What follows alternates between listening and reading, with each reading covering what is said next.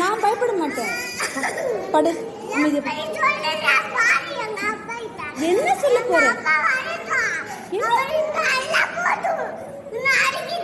என்ன சொல்ல போற? 3:40க்கு தான் போகணும். படு. சொல்லு, உங்க அப்பாட்ட சொல்லு. நீ சொல்லு, நானும் சொல்றேன். கொஞ்சம் கூட அடங்கலன்னு சொல்றேன்.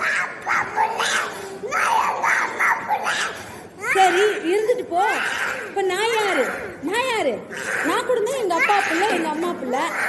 படு.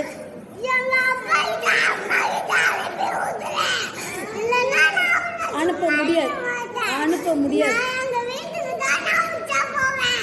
இங்கதான் போகணும். உச்சா இங்க போகணும். இங்கதான் போகணும்.